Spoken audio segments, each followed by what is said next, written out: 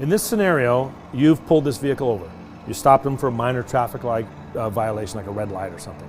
You've got his driver's license, registration, proof of insurance. There's only one occupant in the vehicle. You've come back to your vehicle in order to fill out your summons, your citation.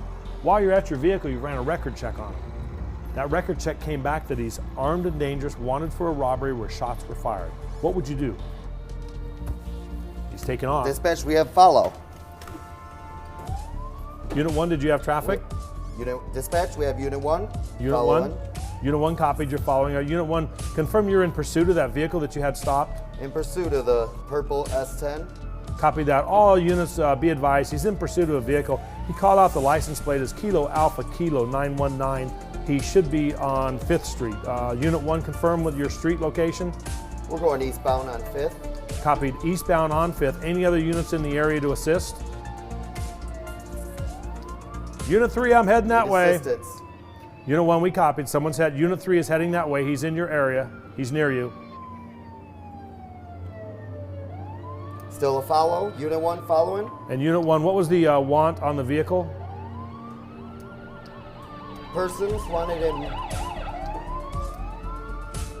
Persons wanted with.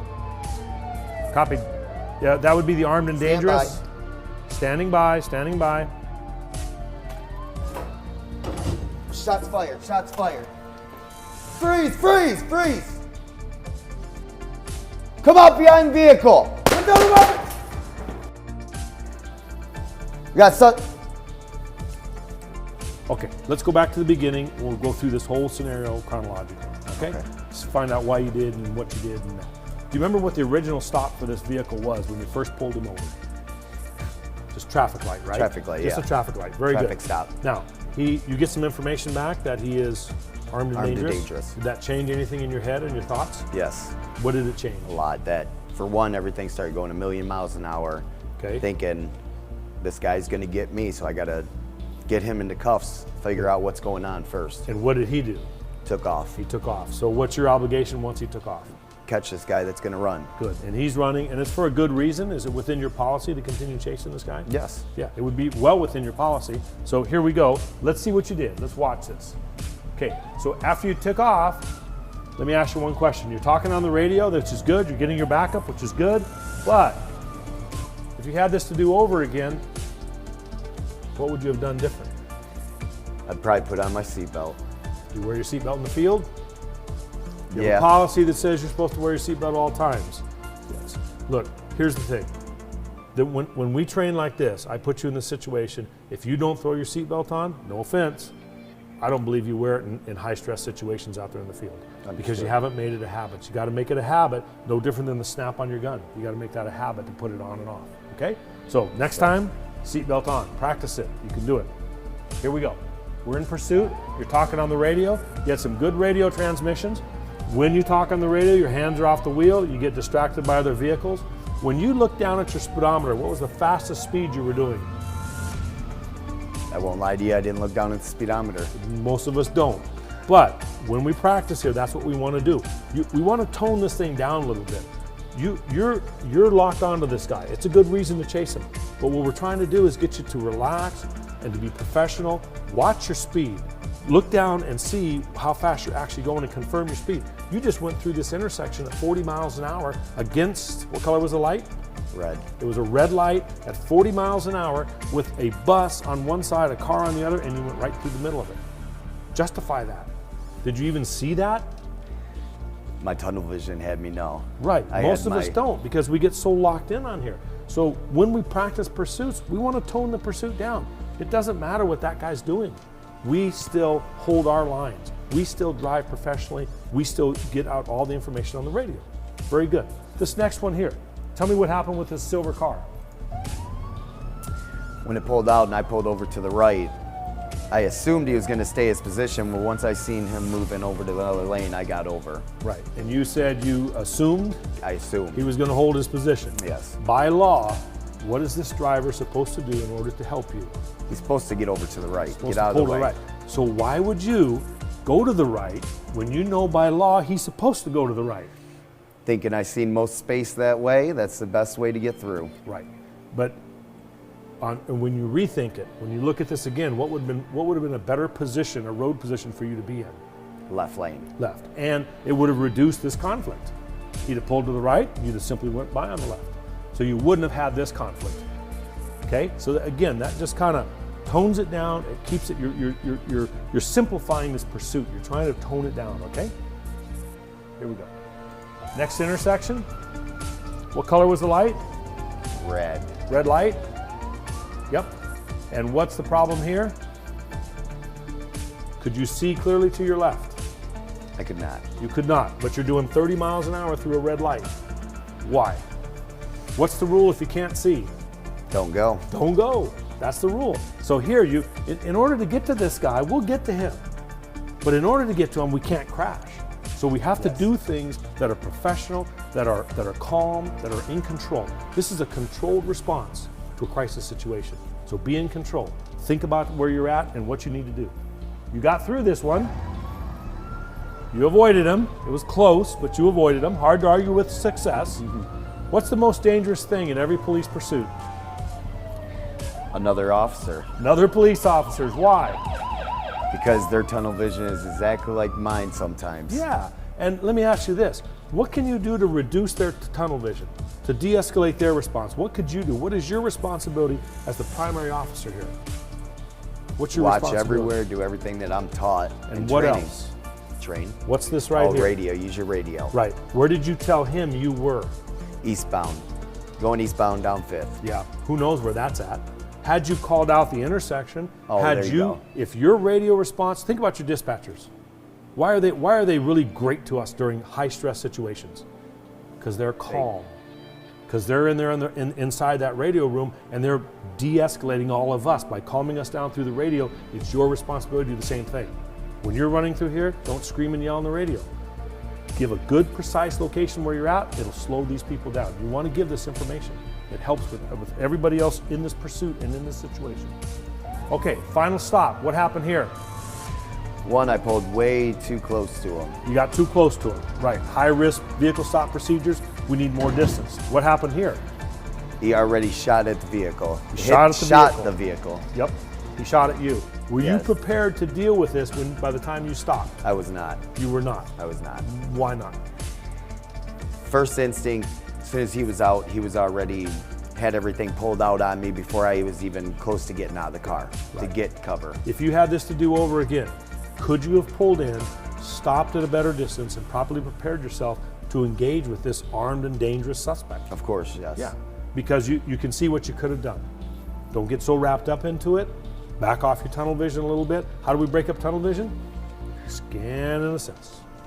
Look around, scan and assess. Keep looking. That's how we break up tunnel vision. Get a better position here. Let me show you the overhead view on your position. Like you said, you're a little too close, right?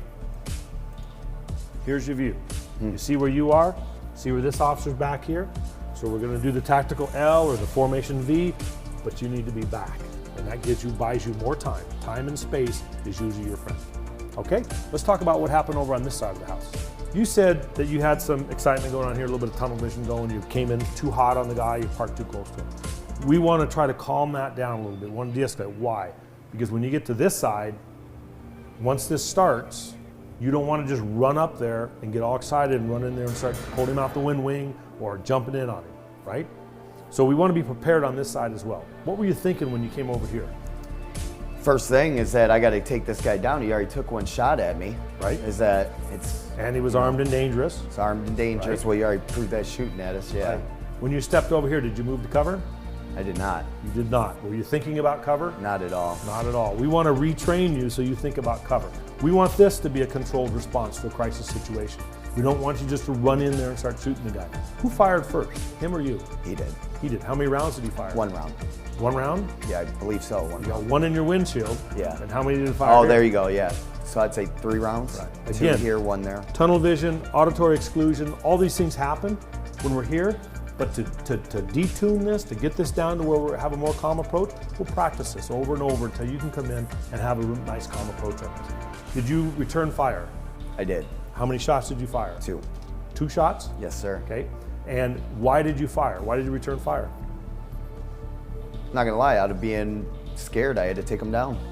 You know, it's my first instinct is that he's firing at me. You got to fire at him. Okay. Do you think this use of force is going to be justified? I was feared for my life. Do you think that this force is going to be justified? Yes. You think it is? And Yes. why do you think it is? He fired first at me. I feared for my life. That was the first thing that came through mind. Is that what your state law says? Yes. Yes. And is that what your policy and procedure manual say? Does your policy say that you can use deadly Yes. force when you fear for your life or the life of another? Yes. Yes, it does. Okay, so you're justified in this one. It seems like you're justified in this one.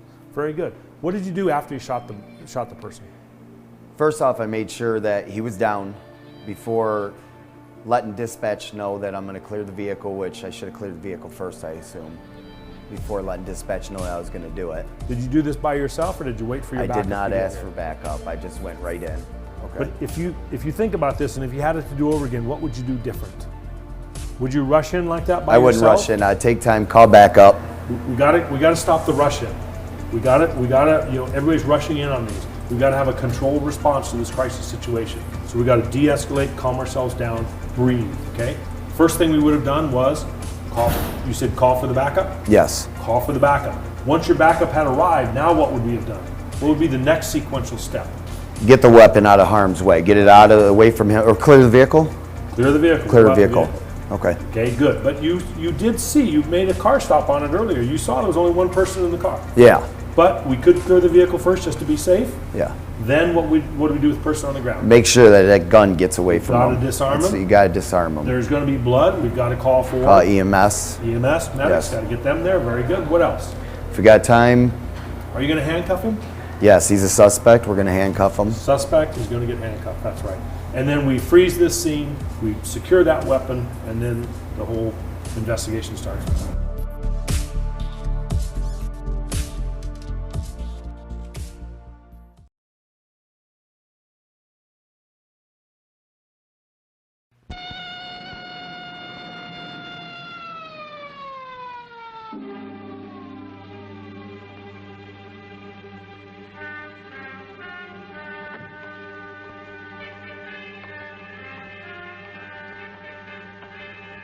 He seemed like a fairly ordinary guy. And like lots of ordinary guys, he apparently had a lead foot.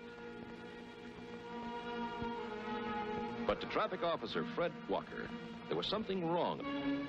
He looked as though he might even be drunk without showing it too much. So, just to satisfy himself, Officer Walker got him out and he walked him back to the patrol car. 7832, 1183, Angeles Forest, 10 miles north of the tunnel. 10-4 New Hall. Walker did nearly everything right, but there was one detail. His gun was too...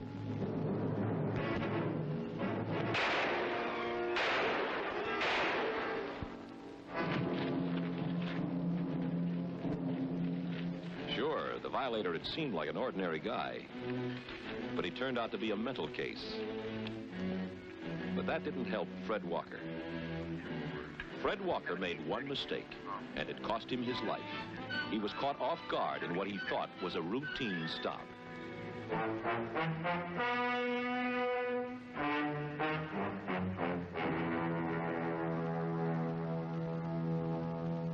A passing motorist thought there was something wrong, and he called the highway patrol. It turned out that I was the one who answered the call.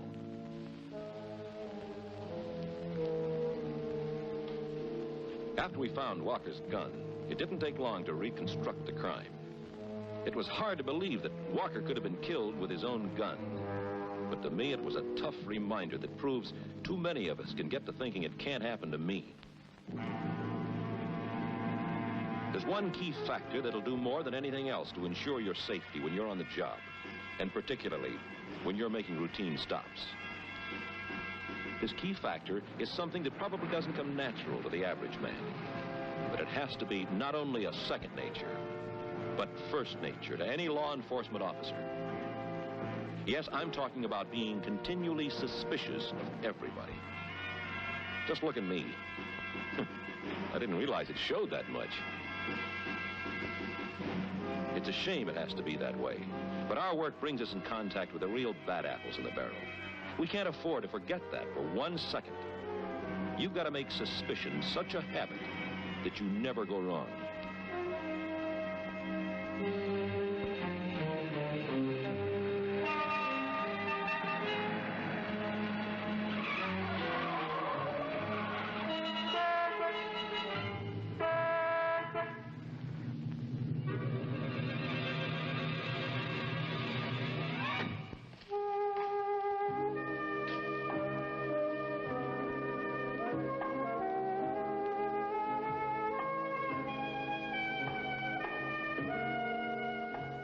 Well, at least you don't have to worry about somebody like this pulling a gun on you.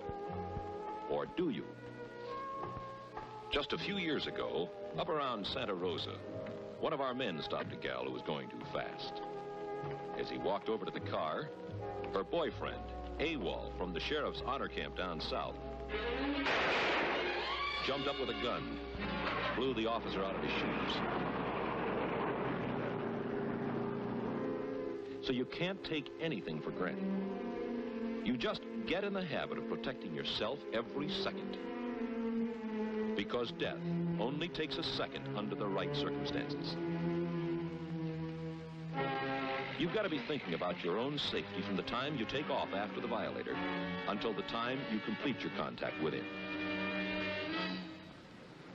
When he has pulled over and parked, you stop behind him, offsetting the patrol car a couple of feet to protect you from traffic if you're going to be working on the left side of the violator's car. If you couldn't do this safely because of too narrow a road, you'd park directly behind, slide out on the right, and approach from that side. In either instance, making your exit from the patrol car as quickly as possible. Maintaining myself alert. I keep my gun hand free. Never carry a flashlight or citation book in my gun hand. First, case the back seat. If it's night, I shine my flashlight in there. And in a case like this, the book is under my left arm, and I keep my gun hand free. Now that I'm sure there aren't any surprises from that direction, I approach the driver. But if possible, I don't ever go past the trailing edge of the door. Here's one good reason for this. Let's run through that again.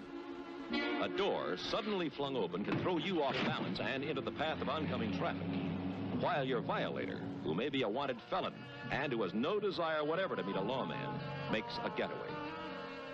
Now, here's another reason.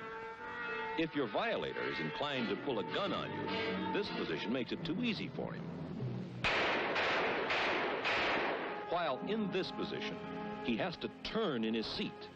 It's awkward for shooting, and even awkward for getting aggressive, because it puts him at a psychological disadvantage. You'll notice that I've still got my book in my left hand, so my gun hand is free until I'm satisfied that this is just an ordinary violator, and not a hot one. Does this look like the same routine? Well, not quite. There are times when you want to get the violator out of his car. Maybe it's a question of whether he's had too much to drink, or any of a number of other reasons. Sitting down, your man is not in too good a position to take action. But prepare for the worst, beginning when the door of the car is open, because some characters may try to deliver a low blow and succeed. So I always stand about like this, where I can take any sudden attempted blow on the leg. Once he's out of the car, I always keep the violator a safe distance in front of me. I ask him politely to step over to the patrol car. Then I follow him, remembering not to stop between the two vehicles. I direct him to a position near the front fender. Here, I don't have to worry about traffic going by, and I can hear my radio. 88-100. Traffic Officer Fred Walker did everything right up to this point. But he hadn't developed the habit of making his gun hard to get for anybody but himself.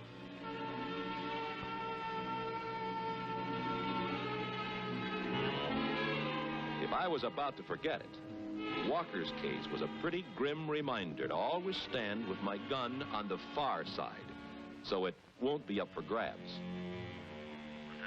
Now, while I'm writing him up, I keep track of the violator out of the corner of my eye. Even though he seems perfectly tame, I'm not taking any chances. 88-100. 88-100, go ahead. I'm suspicious of him until he's back in his car and on his way. This is how I keep my suspicions sharpened up for the next person I stop. And the next person may be a real criminal.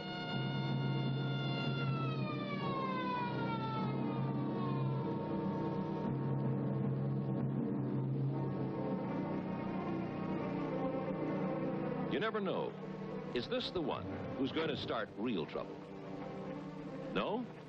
Well then, anybody in the back seat? So far, so good. But it looks like this driver's going to be a problem. Right off the bat, he's surly. Maybe he's troublesome by nature. Or maybe a few drinks have made him mean. For whatever reason, he's decided that he isn't going to sign the citation and that he's going to defy me. So after an honest effort to get him to change his mind, it's obvious that he's going to have to be taken into custody. He's big enough to be real trouble. But I get him out all right. I direct him toward the patrol car from behind. I frisk him, and if you think that's the obvious thing any officer would do, you'd be amazed at how many times officers have failed to lift weapons from men they have arrested. Now for the handcuffs, because I'm not taking any chances with this character. I get one hand back, like this, then the other.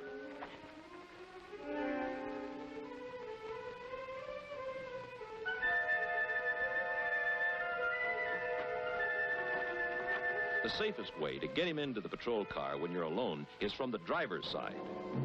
Even with his hands behind him, he can slide over easily. This avoids the business of putting him in the right side, then getting around the car back to the driver's side. Once he is over in the front seat, I tie him in with a safety belt. In this case, it's my safety that's involved as much as his. It's pretty tough for him to give me real trouble now. But I'm still not going to take the situation for granted. So I even take the time to shift my gun over to the left side, just in case he turns out to be an escape artist.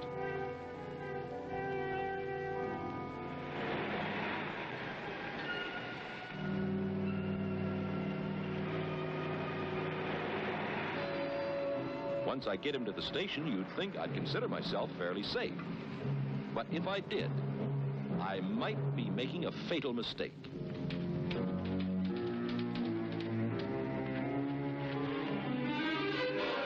This individual I have brought in has had time to build up a real head of steam.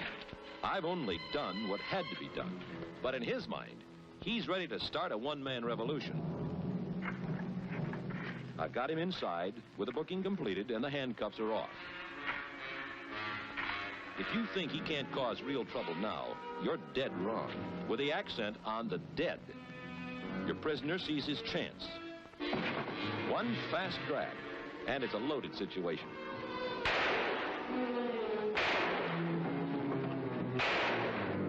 I'm not going to embarrass any particular law enforcement agency, but let's take statistics. We all know that the number of attacks on law enforcement officers has risen sharply in the last few years. I won't take percentages because that's being revised every year. If we don't take care of ourselves, it's going to be revised upward. If we do look after ourselves, it's bound to be revised downward. And it's my contention that if I safely establish the right kind of routine in making routine stops, the chances of anybody giving me a bad time are going to be cut way down. Too many of us get the word routine mixed up with monotonous. Just what does routine mean anyway? Well, according to the dictionary, routine means a regular, unvarying procedure, usually prescribed or habitual. So, habitually, you park to protect yourself. As you approach the violator's car, Remember, it could contain a killer. Checking the back seat. Keeping the gun hand free. Not giving the driver a chance to shove the door open on you. And keeping him off balance by making him turn in his seat. You take precautions when you open the door if you have to get him out. You stay behind him and keep the gun out of his reach. You'll find that putting every violator on the suspect list will help you practice safety measures automatically.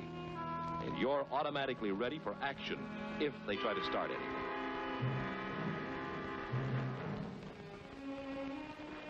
So if routine means regular, unvarying procedure, make it your regular and unvarying procedure to look after your life.